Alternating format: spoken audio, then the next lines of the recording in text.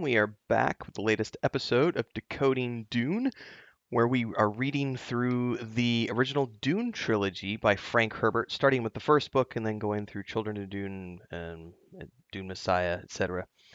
Following along in the footsteps of the current films that are coming out. We've already had the part one, part two is coming out this fall, and then we're going to get the third part here in another couple of years. So we got plenty of time to get fully through the trilogy, as it were, doing our weekly chapter analysis. And this week we're up to chapter 9 in the first book in the series, simply titled Dune.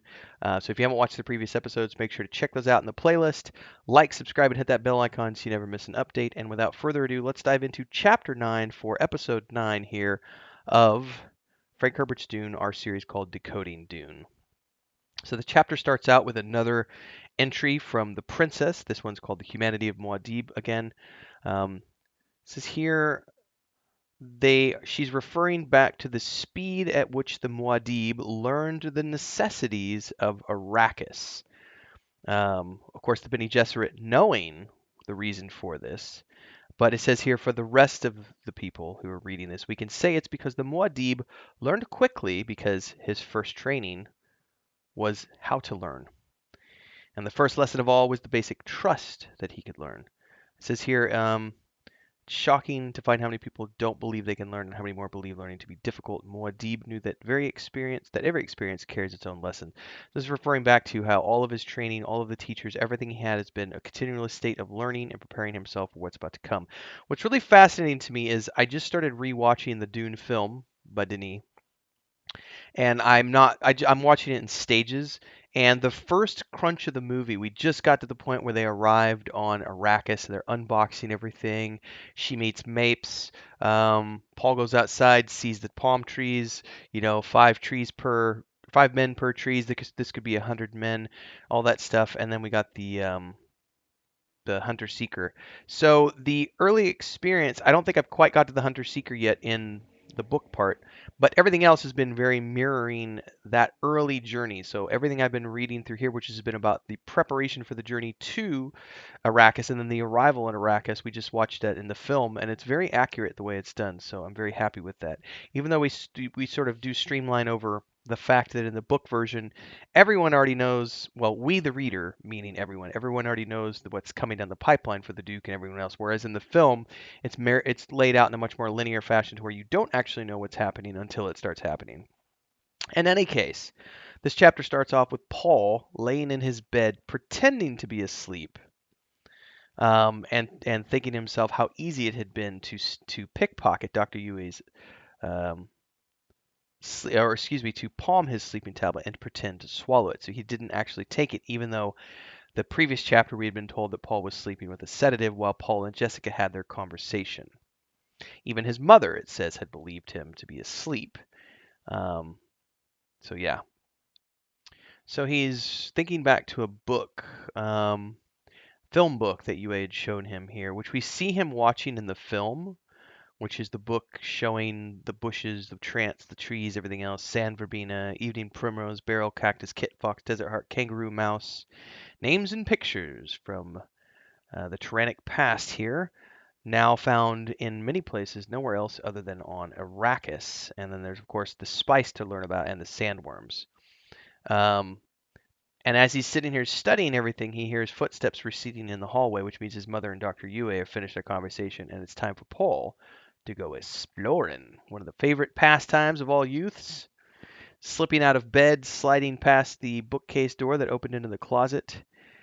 Um, and as he does so, the curved headboard of the bed folds down onto the spot where he'd been sleeping, and he froze. Immobility saving his life, it says, as a hunter-seeker emerges into the room.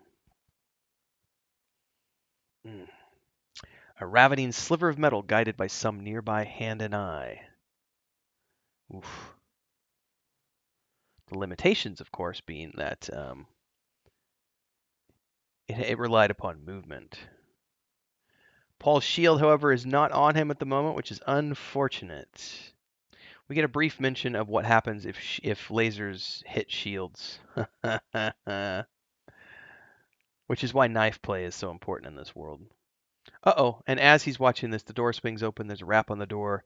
The door opens, and here goes the hunter seeker. But Paul reaches out, grabs it, and slams it into the wall, which is beautifully done in the film, by the way. Um, there's dialogue here between him and Mapes as she realizes that he just saved her from this device. And he tells her, "Get to my father's men, tell them I've caught a hunter seeker, and they need to spread out and find the operator. Go, go, go, go, go." Ah! This is interesting. That Mapes says, "Before I can, however, I must cleanse the way between us. I now have a water burden with you," which means essentially she has a life debt to him. She said, "We Fremen pay our debts, be they black debts or white debts, and it is known to us that you have a traitor in your midst. We cannot say who it is, but we know it's there. Perhaps that's the hand that guided this." And Paul absorbs this. Traitor. But before he could speak on it, she's turned around and she's off. This is his first interaction with a Fremen woman, and he pauses for the mnemonic blink that would store the pattern of her face in his mind. And attach the label. Shout out Mapes. So this is the mental capacities that his father told him about that he has. He has the training. If he wanted to become a mentat, he could, and that would make him one of the most powerful dukes ever. A duke and a mentat at the same time.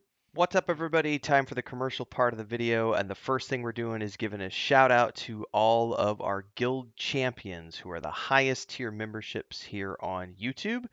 Thanks to Ancient Entity, Babylonia Rising, Craziest Relative, Mujin, and Remy D.